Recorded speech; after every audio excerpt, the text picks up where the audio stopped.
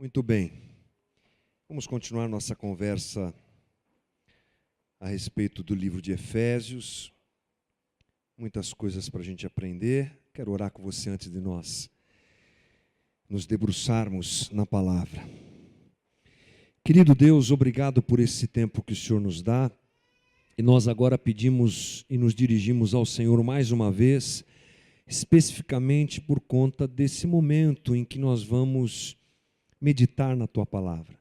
A palavra que revela o Senhor a nós, na nossa humanidade, na nossa limitação, na nossa incapacidade, nós não podemos compreendê-la, só o Teu Espírito é que pode traduzi-la em verdade para nós. E é o que nós te pedimos que isso aconteça hoje.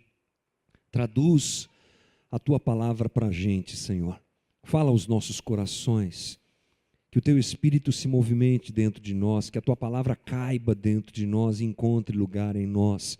E na minha limitação, na minha dificuldade, eu te peço misericórdia para que eu possa compartilhar com os meus irmãos a Tua palavra e ela gere vida e resultados bons no coração de cada um de nós. É a nossa oração em nome de Jesus. Amém. Vamos lá, gente. Nós estamos falando sobre Efésios. O tema da nossa conversa hoje é o que é ser cristão. Nós agora ultrapassamos um momento dentro da carta de Efésios que, aliás, ela pode ser comparada a muitas outras cartas, às outras cartas de Paulo, no que tange a maneira de Paulo escrever a carta. Paulo escreve as suas cartas basicamente utilizando dois momentos distintos. O primeiro momento é o momento doutrinário, onde Paulo traz um embasamento para aquele que está lendo a respeito do assunto que ele está dizendo. E no caso de Efésios, nós já passamos por esse momento. Do capítulo 1 ao capítulo 3, completo, nós ouvimos muitas coisas legais e profundas aqui, doutrinárias, vamos dizer assim. Aprendemos a respeito do plano redentor de Deus na história da humanidade. Tivemos uma explanação do propósito divino da redenção, do lugar da igreja nesse propósito divino da redenção, Deus contemplando passado, presente e futuro, e isso faz muito sentido para nós que somos cristãos e que queremos entender mais a respeito dessa ação de Deus na vida da igreja. Falamos também sobre Deus dar uma nova vida ao ser humano e criar uma nova comunidade onde esse novo ser humano vai participar. Por isso o nome da nossa série é A Comunidade de Deus. Estamos refletindo sobre isso. Também aprendemos a respeito da reconciliação do homem com Deus e da reconciliação do homem com o homem. Lembre-se, foi o título, o tema das nossas últimas conversas, a quebra da barreira, a união entre judeus e gentios, a maneira como a igreja se comporta, como a igreja é. Isso tudo nos deu uma base, um estofo doutrinário, uma base teológica, para a gente agora seguir uma outra direção, que é uma direção que Paulo adota na sua conversa. A partir do capítulo 4, a coisa fica prática. E é assim que geralmente Paulo escreve as suas cartas. Uma parte doutrinária e outra parte prática. E a gente entra agora na parte prática. Nessa parte prática, Paulo orienta a comunidade a respeito de uma nova ética. Já que ele está escrevendo aos Efésios e dizendo para eles, olha, vocês agora são nova criatura, vocês agora são novos homens, novas mulheres que convivem dentro de uma comunidade, que é a comunidade de Deus. O jeito da gente viver dentro da comunidade de Deus é outro.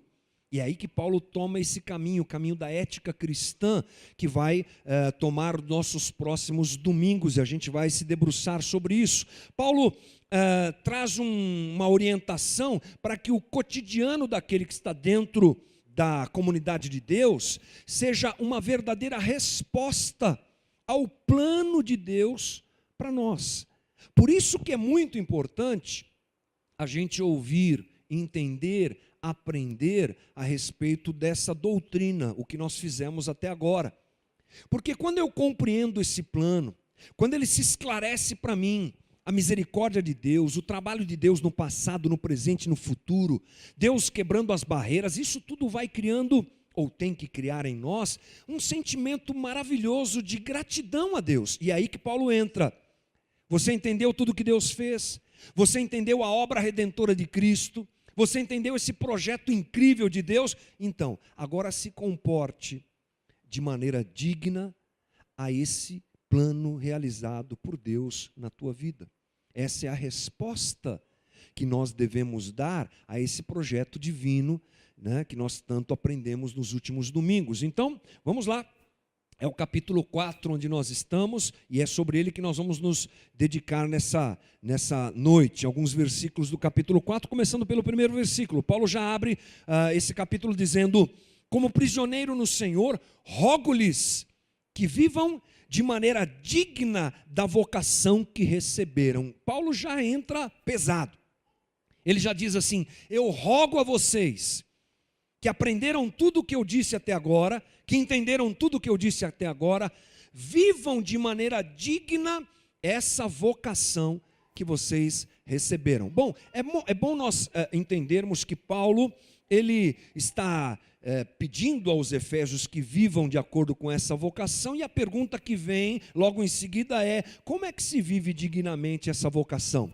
Nós precisamos entender que a comunidade de Deus, isso faz, vamos dizer assim, um resumo de tudo que a gente conversou até agora.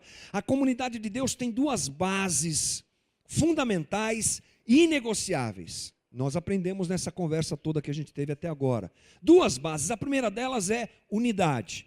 Na comunidade de Deus, todo mundo é igual. Na comunidade de Deus, nós somos um. Paulo deixa isso muito claro ali no capítulo 3, onde ele diz que as coisas mudaram, a barreira entre gentios e judeus acabou. E nós, trazendo essa realidade para nosso dia a dia, para a nossa vida hoje, devemos perceber isso. Na comunidade de Deus não há diferentes. Não é o dinheiro que predomina, não são os valores que comumente a sociedade onde a gente vive destacam e colocam como valor para definir alguém. Nós vivemos numa sociedade que não se valoriza a pessoa pelo que ela é, mas pelo que ela tem. Essa aqui é a realidade. Dentro do corpo de Cristo, dentro da comunidade de Deus, não. Todo mundo é igual. Só tem um cabeça, que é Cristo Jesus. Então a primeira base da comunidade de Deus é unidade. A segunda base é a santidade. Agora, aquele que está dentro da comunidade de Deus, aquele que está dentro do corpo de Cristo, ele precisa entender que ele não vive mais do mesmo jeito. Ele vive de outra maneira. Há uma distinção no seu jeito de viver. Os valores mudam, os conceitos mudam, as reações devem mudar, o temperamento deve ser trabalhado pelo Espírito. Portanto, são essas duas bases fundamentais: unidade e santidade. Então nós podemos dizer que a unidade e santidade são aspectos fundamentais do jeito de se viver na comunidade de Deus. E a gente vai se aprofundando nessa conversa.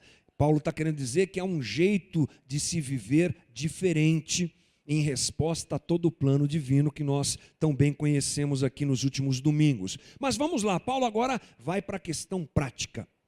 E ele começa aqui no capítulo 4 apresentando algumas virtudes cristãs inegociáveis, segundo ele, e que devem fazer parte da vida de quem está dentro da comunidade de Deus. Versículo 2: sejam completamente humildes e dóceis, e sejam pacientes, suportando uns aos outros com amor. Uma outra tradução que eu busquei diz: e com toda a humildade e mansidão, com longanimidade, suportando-vos uns aos outros em amor. Aqui nós temos que fazer uma distinção clara de cada termo utilizado por Paulo, porque cai muito bem para cada um de nós. Paulo diz assim: se você vive dentro da comunidade de Deus, se você entendeu todo o projeto que eu explanei até agora, você deve viver com, em primeiro lugar, humildade. O termo que Paulo usa é um termo fundamental para aqueles que estão recebendo a carta, parte da igreja de Éfeso. Eles estão em que momento histórico? Naquilo que a gente chama de mundo antigo, antiguidade. Na antiguidade, a humildade era muito desprezada. Olha só, as duas culturas predominantes na época eram a cultura grega e a cultura romana, que tinha o seu poder, o Império Romano, dominando muitas áreas do mundo. Os gregos, eles nem sequer usavam a palavra humildade. Tipo assim, não tinha nem no vocabulário deles essa palavra. Portanto, Paulo precisava falar sobre isso. E os romanos? Os romanos entendiam como fraqueza. Humildade para romano é fraqueza, já que eles são parte de um império muito forte. Somente Cristo, nós podemos dizer isso sem sombra de dúvidas, estudando a história e a ação de Cristo na história. Somente Jesus é que traz o conceito de humildade como virtude. Até Jesus, humildade era fraqueza, era inexistente, porque você imagina a dificuldade de se viver numa época em que as coisas eram definidas pela força, pelo braço, não é? O exército romano dominando, conquistando, pá. Humildade não tem a ver com esse tipo de comportamento. Então, só em Jesus é que nós encontramos uma valorização da humildade. Ele mesmo se apresentando como um exemplo máximo de humildade, por exemplo, Filipenses 2:5. Jesus não fez questão de ser como Deus, mas se esvaziou para assumir a forma de servo, diácono, aquele que serve. E servir tem tudo a ver com humildade. E ele também destaca no seu jeito de falar exemplos que nos fazem pensar a respeito da humildade, como por exemplo quando ele traz uma criança e diz aos seus discípulos: olha, se vocês não forem como eles, como as crianças, no sentido de pureza, no sentido também de humildade, vocês não vão conhecer o reino dos céus. Somente Jesus então traz esse conceito de humildade como um valor e uma virtude. Paulo usa um termo grego, que é um termo muito difícil de pronunciar, não vou me arriscar, mas o termo usado por Paulo, que é humildade, diz assim: ter uma opinião humilde de si mesmo, senso profundo de insignificância moral, modéstia, humildade, submissão de mente. Então, o humilde, no conceito apresentado por Paulo e pela palavra de Deus, é aquele que se enxerga adequadamente. É aquele que percebe, olhando para si, que ele não tem nada, e ele não é ninguém, e que essa condição não é algo que ele deve fugir disso, como o mundo antigo pregava, e como nós hoje ouvimos tanto. Mas o assumir a sua insignificância é algo valoroso para Deus. Se perceber limitado, se perceber pequeno, se perceber insignificante, como o próprio termo diz, diante de Deus isso não é mal visto. E na relação dentro da comunidade de Deus isso tem valor. É esse o caminho que a gente deve seguir. É o reconhecimento da dignidade e do valor de outras pessoas, uma percepção adequada de si mesmo, o que vai bastante na contramão da sociedade que a gente vive e do evangelho, o outro evangelho, o hétero-evangelho, como diz Paulo lá em Gálatas, que nós tanto temos ouvido. Um evangelho que é antropocêntrico e que coloca o homem em primeiro lugar, exaltando o homem. E nós estamos à mercê desse veneno que vai batendo na nossa porta através dos televangelistas e pregadores pelas rádios e televisões, através das músicas que nos ensinam que nós temos que ser cabeça e não cauda. Através de coisas desse tipo nós vamos ganhando essa cultura que não é a cultura do reino.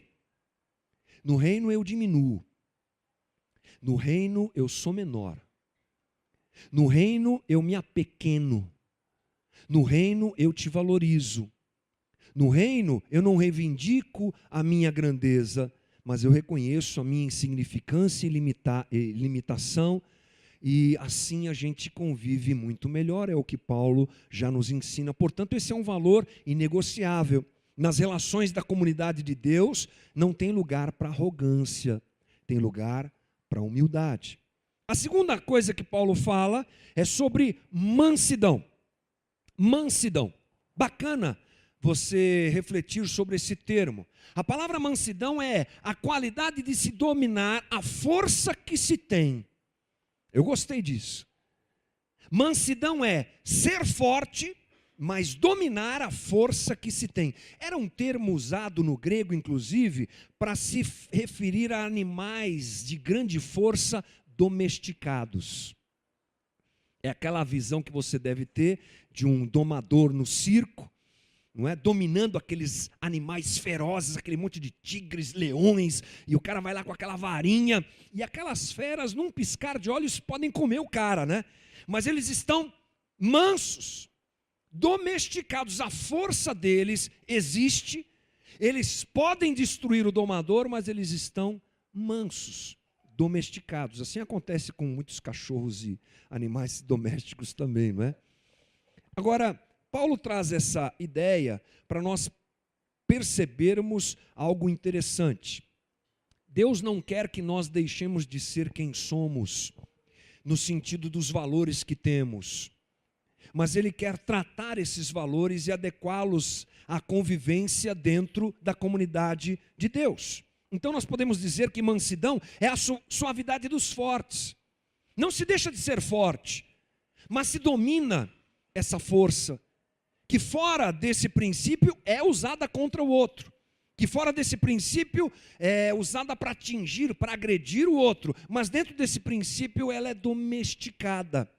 Uma pessoa mansa é aquela que não insiste em seus direitos, nem reivindica a sua própria importância ou autoridade, apesar de tê-la. Jesus dá várias lições sobre isso, mas eu lembro de uma delas, quando ele está em um jantar importante na casa de um publicano, e ele ensina aqueles homens, olha, não sentem na cabeceira da mesa, aí no lugar principal. Aliás, eles não usavam muito essa coisa de mesa, todo mundo sentava no chão, mas os lugares eram determinados. Aqui sentam o mais importante, aqui sentam os menos importantes. E Jesus já chega para aqueles homens e diz assim, olha, baixa a bola.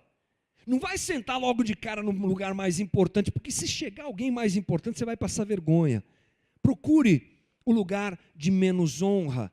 Ou seja, Jesus nos ensina e nos dá a condição de aprender a lidar com a nossa própria força e dignidade humana, que eventualmente nós tenhamos. Eu não preciso deixar de ter aquilo que eu tenho, seja uma autoridade, seja o que for, mas eu preciso com certeza aprender a lidar com isso, e a mansidão é o caminho para essa questão. Nós percebemos muito a má utilização da mansidão dentro da comunidade, dentro da igreja. Se eu fizesse uma enquete aqui, quem já foi humilhado por uma autoridade na igreja? Aliás, essa ideia de autoridade é uma ideia meio complexa dentro da Bíblia, e no Novo Testamento nós vemos uma desvalorização dessa questão da autoridade, ainda que ela exista naturalmente dentro da igreja, mas tem gente que gosta de valorizá-la. E se eu fizesse aqui uma enquete, quem já foi humilhado por um pastor? Quem já foi maltratado por alguém da igreja que disse, olha, sabe com quem você está falando? Mostrou o crachá, apresentou o anel, mostrou o Shazam, fez um ritual. Todo mundo aqui vai dizer, eu já, um dia já. É verdade. Porque esse é um mal dos nossos dias. Um mal. Olha, eu sou autoridade sobre a tua vida. Se curve aí, que senão arrebento, você sabe com quem você está falando. E é uma coisa assim esquisitíssima. Que segundo isso aqui, não devia nem existir.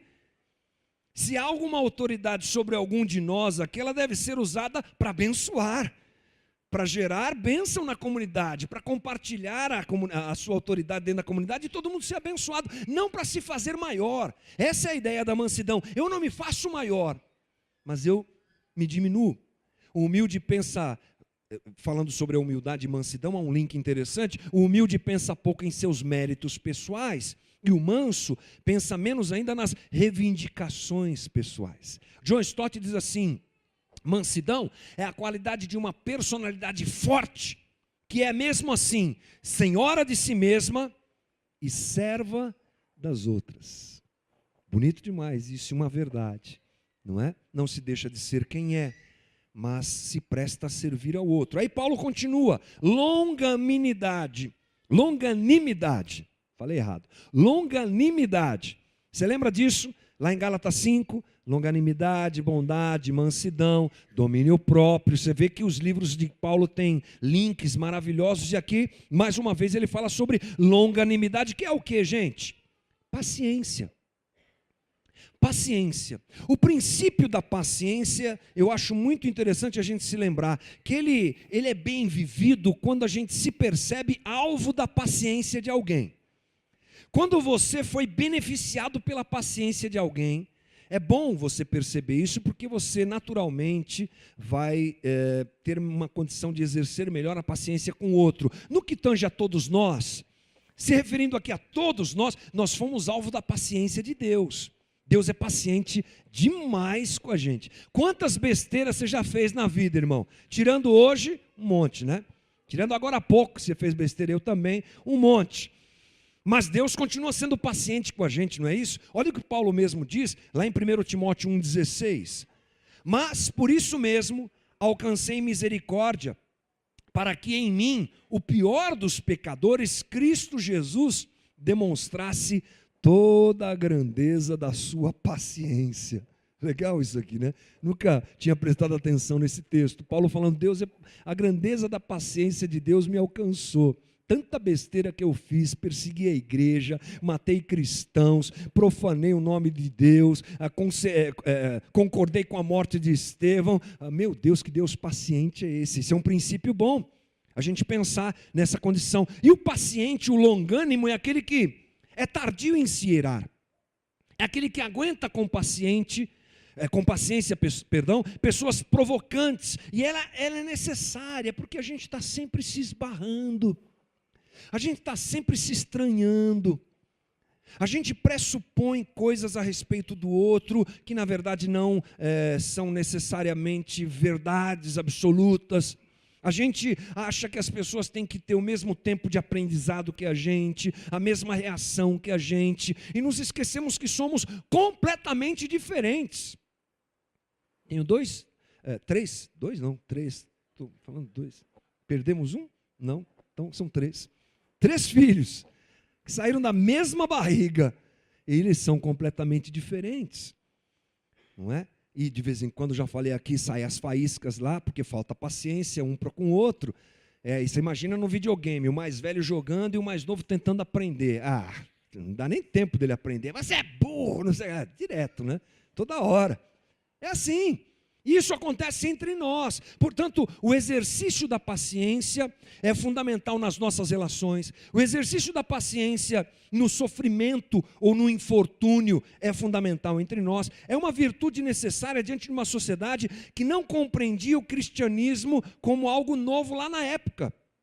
Lembre-se que a igreja estava começando. O evangelho estava sendo implantado, expandido.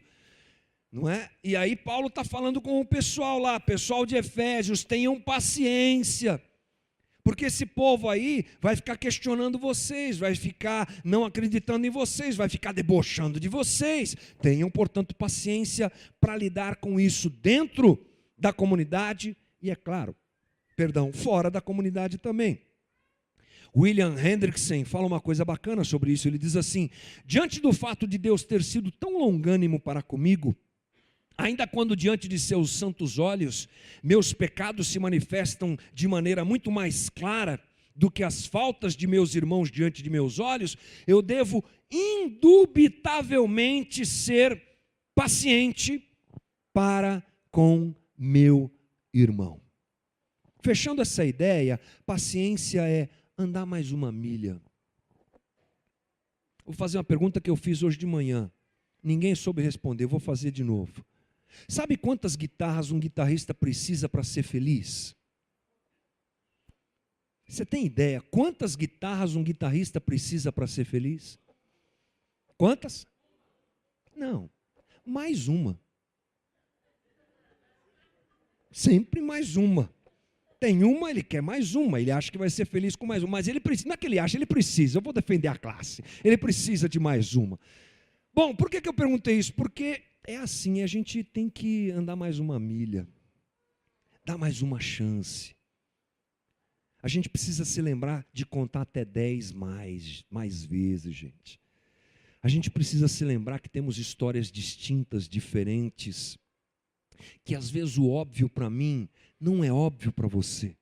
E às vezes eu vou ter que te pegar pela mão e falar: irmão, querido, irmã, não é assim, ó, é assado, está enxergando? Não, mas eu não... Vamos lá, mais uma milha. e mais uma milha.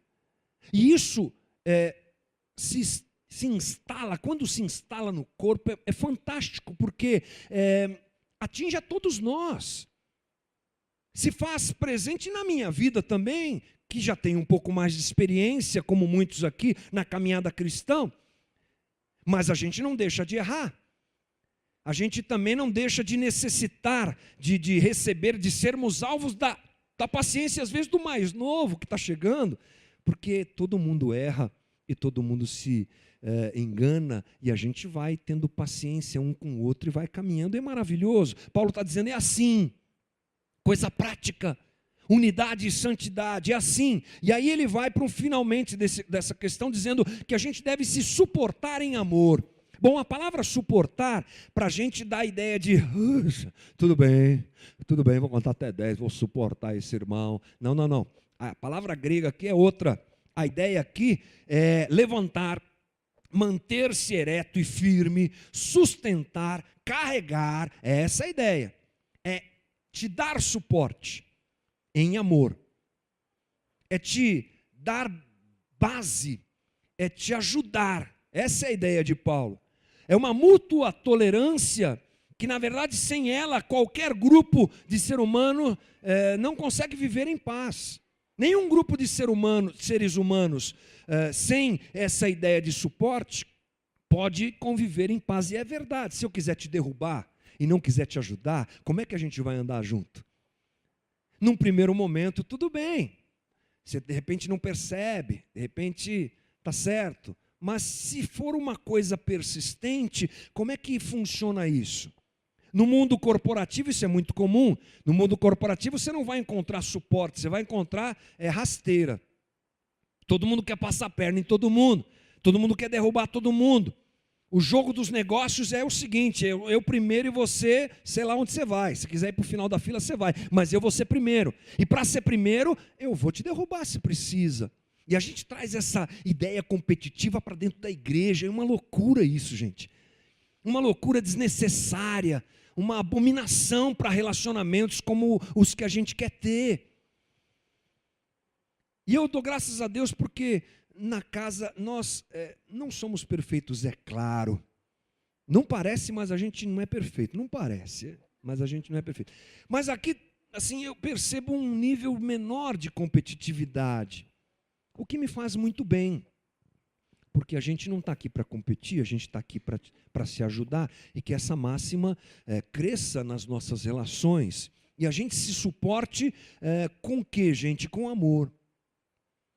A gente se suporte em amor, é a cereja do bolo, porque o amor é a base de movimentação do Evangelho, é o que nos movimenta. Então eu acho que duas coisas cabem aqui. Paulo está dizendo assim, faça com amor, ou seja, ame o teu irmão de verdade. Não suporte o teu irmão por interesse. Porque lembre-se, evangelho tem tudo a ver com interioridade, é coração. Não é de fora para dentro, é de dentro para fora. Por quê? De fora para dentro acaba. Não é verdade? Eu posso me esforçar demais, e eu acho que tenho que me esforçar, aliás, a gente vai falar daqui a pouco sobre isso, em te amar, em te suportar, mas se não for alguma coisa tratada em meu coração de verdade, vai chegar uma hora que não vai dar. Por isso a gente tem que se suportar em amor genuíno, interiormente. E aqui Paulo também já dá uma deixa para a gente permitir que esse amor trabalhe o nosso coração e os nossos laços dentro da comunidade. Essas virtudes, portanto, gente, são a base para a comunidade de Deus viver de forma verdadeira unidade. Elas constituem uma base, é um chamado que Paulo faz.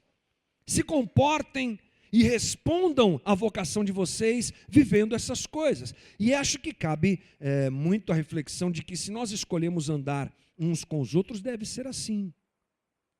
Vamos engolir o orgulho, vamos lutar menos por exposição, vamos lutar menos por destaque, vamos aprender a diminuir para que o outro cresça e para que Cristo cresça. Lutar contra a nossa natureza humana, que já é propensa a isso, e que é alimentada por uma sociedade onde a gente vive, que fala que isso aqui é lixo. Ok? A sociedade que a gente vive não vai falar de humildade, vai falar da boca para fora, mas na hora que o bicho pega é outra história. Não vai falar de mansidão, que é isso? Você vai dominar o seu potencial, você tem que colocar ele para fora. Não vai falar nada dessas coisas. Então nós estamos cercados de uma pressão que fica dizendo para a gente que tem que ser o contrário. E se a gente não se movimentar no Espírito, pelo Espírito e em amor, a gente traz isso para dentro da nossa convivência cristã. E aí, já viu o que é que dá. Mas Paulo continua dizendo a respeito do fundamento, os fundamentos, melhor dizendo, da unidade da comunidade de Deus. Ele vai apresentar esses fundamentos. Por que a gente tem que ser unido? Por que a gente tem que vencer essa distância? E por que nós temos que desenvolver esses valores éticos que ele nos apresentou agora? Então vamos lá ao versículo 3. Façam todo esforço para conservar a unidade do Espírito pelo vínculo da paz. Há um só corpo, um só Espírito, assim como a esperança para a qual vocês foram chamados é uma só. Há um só Senhor, uma só fé, um só batismo, um só Deus e Pai de todos, que é sobre todos, por meio de todos e em todos. Para analisar esse conjunto de versículos, a gente vai deixar o versículo 3 de lado. Vamos do 4 para frente. No versículo 4, Paulo abre dizendo: há um só corpo e um só Espírito. Por que nós temos que ser unidos, gente? Porque no corpo de Cristo a unidade é um valor inegociável, porque há um só corpo. A igreja é uma só. A igreja mística de Cristo é uma só.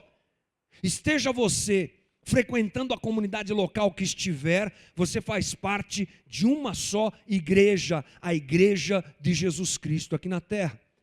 E dela fazemos nós aqui parte, porque confessamos Jesus como Senhor e Salvador.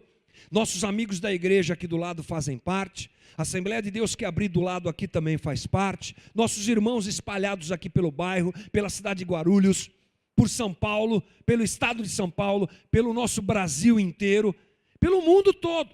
Onde tem alguém confessando que Jesus Cristo é o Senhor, redimido pelo sangue do Cordeiro, ele está incluso em uma igreja, que é a igreja de Cristo. Paulo também diz que há um só Espírito, é o Espírito Santo. Ele é que coordena a igreja, ele é que movimenta a igreja, ele é que trabalha na igreja. Qual Espírito? O Espírito Santo. Só uma igreja, só um Espírito, ok? Aí Paulo, inclusive, utiliza, aliás, eu vou utilizar aqui um texto de Paulo, em 1 Coríntios 12, para nós termos ideia a respeito dessa questão do Espírito Santo agindo na igreja, um Espírito em uma igreja. Lá em 1 Coríntios 12, versículo 13, ele diz: pois em um só corpo todos nós fomos batizados, em um único Espírito, quer judeus, quer gregos, quer escravos, quer livres, e a todos nós foi dado beber de um único Espírito. Pronto, confirma aquilo que nós estamos falando. Somos um, dentro de uma igreja só, trabalhados por um Espírito, que é o Espírito Santo. Aí Paulo continua no versículo 4. Assim como a esperança para a qual vocês foram chamados é uma só. Esperança, uma só. Há um só Senhor, uma só fé e um só batismo. O que é que a gente tira desse texto aqui, desse trecho? A gente tem que mudar a ordem aqui para a gente entender. Um só Senhor vem em primeiro lugar. Quem é o nosso Senhor, gente? Não ouvi. Muito bem. Quem é o nosso Senhor? Jesus. E Ele é o único Senhor. Tudo está vinculado a Ele. Tudo se convergirá e já se converge nele. Ele é o Senhor. Ele como centro de tudo, nós temos então uma única esperança. Que esperança é essa? A sua volta. Isso nos alimenta. Uma única esperança de todo mundo na igreja é que Jesus Cristo volte. Uma só fé. Uma só fé em quem? Na obra redentora de Cristo. É isso que faz a gente ser uma igreja junto, uma igreja única. Um só batismo. Batismo em nome de quem? Do Pai, do Filho e do Espírito Santo. Batizados nele, aliás. Somos batizados nele. Então Cristo é o Senhor e tudo é um. Por isso é que a gente tem que andar em unidade, porque tudo é um. Paulo aqui usa 7 vezes o termo um. Se ele não estiver falando de unidade, ele está falando de quê? O teólogo John Stott diz assim: o Senhor Jesus, pois, é o único objeto da fé, da esperança e do batismo de todos os cristãos. E é em Jesus Cristo que temos crido, é em Jesus Cristo que fomos batizados, e é Jesus Cristo que esperamos voltar com viva esperança. Deu para entender? Tudo é um. Evangelho é tudo um, é uma unidade só. E ainda Paulo termina, agora no versículo 6, dizendo: um só Deus e Pai de todos, que é sobre todos e por meio de todos e em todos. Aqui Paulo ainda dá mais uma reforçada no aspecto da unidade, também através da ideia de um Pai só para todos nós. Muito bem, mas Paulo, ele diz que devemos lutar para que essa igreja única, a qual nós nos referimos agora, se você pensar, então é uma igreja só, ela seja uma realidade para nós. Por isso a gente volta no versículo 3, já indo para o final da nossa conversa. No versículo 3, depois de entender que a igreja é uma só, que Cristo é um só, que nós estamos ligados um ao outro, ele diz: façam todo o esforço para conservar a unidade do Espírito pelo vínculo da paz. Uau! Olha que coisa interessante. Deus planejou e realizou tudo de forma a valorizar e a apresentar uma unidade indiscutível para nós. É o que a gente já aprendeu. Esse é o plano de Deus, está na mente de Deus. É o ideal de Deus, é o desejo de Deus, é o que Ele quer que aconteça. Mas aí Paulo diz assim: façam todo esforço para conservar essa unidade do Espírito. É a nossa luta. Porque o ideal de Deus, na maioria das vezes, não é o nosso ideal. A gente não luta muito por essa coisa de unidade. Me incomoda muito a gente não dividir a nossa vida. A gente não partilhar a nossa vida e a gente transformar a comunidade num auditório de gente que entra e sai sem sequer saber quem você é e quem é aquela pessoa. Esse distanciamento, essa guerra, que muitas vezes é o que acontece, isso se torna numa guerra dentro da comunidade, é desnecessário e foge, é claro, desse plano de Deus. E o nosso esforço é lutar por isso. E Paulo usa uma palavra grega muito pesada. A palavra que ele diz aqui, façam esforço, essa palavra esforço apressem-se, esforcem-se, empenhem-se, sejam diligentes, desejem a unidade. É a recomendação de Paulo a nós. Virtudes cristãs que nos levam a uma unidade. E ela deve acontecer inicialmente dentro de nós, pela transformação dos nossos valores, porque, como eu disse, isso não nos é natural. Por isso eu encerro a minha conversa com você hoje, essa noite, dizendo que um trabalho do Espírito Santo deve ser feito na vida de cada um de nós. Imagine uma família. João e Maria se casam, felizes, lindos, amando um ao outro, têm filhos, 2 filhos, 3, talvez. Tecnicamente é uma família, muito bonita, muito unida, maravilhosa. Mas as coisas da vida vão apertando aquela família. Falta de grana, dificuldade de relacionamento, crise daqui, crise dali, o marido espinha daqui, a mulher espinha dali, os filhos espinham daqui. Daqui a pouco um tempo se passa e aquela comunidade, aquela família, melhor dizendo, está afetada. Está separada. Tecnicamente é uma família. Dentro do guarda-roupa, lá na gaveta, tem uma certidão de casamento. Junto com ela tem a certidão de nascimento das crianças. Mas na prática, aquilo não é realidade. Há uma teoria, há uma doutrina, mas não há uma realidade. Talvez a gente possa aplicar esse exemplo nessa conversa que a gente tem aqui. O ideal de Deus é diferente da nossa realidade. Diante de Deus estão as certidões de casamento de todos nós, de filiação em Cristo de todos nós. Somos uma família, mas na realidade o pau está comendo. O bicho está pegando, a gente está se estranhando, se espetando. E muitas vezes não adianta um trabalho de convencimento daquela família, apesar de ser possível e necessário que ele aconteça. Às vezes vem alguém de fora e tenta ajudar, vem alguém, algum amigo, algum outro familiar mais distante, uma tia, um tio, um colega, vou tentar ajudar, estou vendo que a família está indo para o bagaço.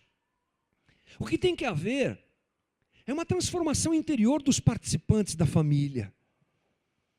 É o pai se perceber errado na condução da sua relação com a sua esposa. É os dois, o casal, perceber que estão lidando com os filhos de forma errada. Os filhos serem transformados na sua relação com os pais. Quando isso acontece interiormente, o caminho está aberto. E ainda que uma ajuda exterior aconteça, o que é recomendado, uma terapia, uma conversa, um aconselhamento, um bate-papo, às vezes até um remedinho para baixar os traumas e as crises, baixar a pressão, também é bom. Mas nada disso funciona se o primeiro passo de uma transformação interior não for dado. E eu não tenho dúvidas de que quando Paulo fala para a gente se suportar em amor, voltando àquele versículo, é esse caminho que ele está nos sugerindo. Sejam transformados pelo amor. Porque o amor nos transforma. O amor muda os nossos valores. O amor quebra as distâncias. O amor me faz com que eu me enxergue de forma melhor, adequada, e faz que eu enxergue você de forma adequada. Por isso eu não tenho dúvidas de que esse é um chamado de Deus para a gente se prostrar diante das nossas deformidades e pedir ajuda. E pedir socorro. E dizer: Deus, eu tenho dificuldade de conviver com as pessoas. Deus, eu não tenho mansidão. Eu não sou humilde, Deus. Eu não tenho paciência. Eu não consigo suportar um ao outro. Deus, me ajuda, me auxilia, me socorre. E eu não tenho dúvidas de que uma obra muito legal, especial e única do Espírito Santo vai acontecer entre nós. E a gente vai se amar cada vez mais de forma genuína e verdadeira. E Deus vai nos unir numa amálgama, numa coisa muito bonita que só Ele pode fazer. A religião, ela prega isso, mas ela não nos permite viver isso, porque ela pouco se importa com o interior, mas se importa muito com a aparência. É muita paz do Senhor, mas por trás dos bastidores está todo mundo se comendo, se arrebentando. É muito Deus te abençoe, mas eu estou me lixando para o problema do outro. Isso é religião, gente. É de fora, é bonito, é bacana, mas evangelho não é assim. Evangelho é a minha transformação, que me empurra e me direciona a você, a me relacionar com você de maneira adequada. E hoje, minha oração é que o Espírito Santo tome o coração de cada um de nós. E que esses valores que a gente ouviu aqui, longanimidade, humildade, mansidão, suporte um ao outro, sejam a prática da nossa vida. Todo mundo diminuindo, todo mundo se apequenando, todo mundo se humilhando, todo mundo buscando mansidão, e no meio de nós se destaque um, Senhor dos senhores, Rei dos reis, aquele que realmente merece toda a honra e toda a glória, Jesus Cristo reine no nosso meio. Essa é a minha oração junto com você nessa noite. Quero te convidar a fechar os teus olhos e abaixar a tua cabeça um pouquinho. E aí onde você está, eu quero te desafiar a perceber se essa situação é verdadeira para você. Se essas virtudes cristãs têm sido reais, são reais na tua caminhada ou não. E caso não sejam, que todos nós sejamos sinceros para dizer: Jesus, me ajuda. Jesus, me socorre. Jesus, me dá graça. Jesus, faz morada em mim. e muda o meu coração. E Ele faz, porque como nós conversamos semana passada, Ele responde de forma infinitamente maior a nossa oração. E é essa oração que a gente vai fazer junto agora. Querido Jesus, diante do Senhor, junto com a nossa comunidade, eu quero apresentar os nossos corações e pedir ao Senhor graça e misericórdia nesta hora. Porque essas coisas não nos são naturais. Essas virtudes não são nossas virtudes naturais. Por isso nós precisamos do Senhor. E eu te peço, venha ao nosso encontro, toca o nosso coração, transforma a nossa vida. Aquele que é soberbo, que seja impactado pelo teu amor e aprenda o que é humildade. Aquele que é arrogante, aprenda o que é mansidão. Aquele que se esquece do outro, que aprenda o que é suportar ao outro. E que o teu amor trabalhe os nossos corações profundamente a partir de hoje, Jesus. Nos ajuda na nossa caminhada como comunidade e mais ainda, nos ajuda na nossa caminhada como cristãos que somos. Tu és o nosso espelho, Tu és o nosso Senhor, Tu és o nosso mestre, Tu és o nosso exemplo, e que sejamos aqueles que se direcionam a Ti. Nos ajuda, nos dá graça. Cremos na ação do Teu Espírito no nosso meio, nos quebrantando mais e mais e nos moldando às Tuas qualidades, Senhor. Sê conosco nesse final de domingo, sê conosco nessa semana, abençoando o trabalho de cada um, a vida pessoal e cotidiana de cada um, e nos dá graça. Essa é a nossa oração e nós fazemos, é claro, em nome de Jesus. Amém. Deus te abençoe, irmão. Boa semana. Dê uma salva de palmas ao Senhor. Não saia correndo. Fique, compartilhe, converse. Deus abençoe.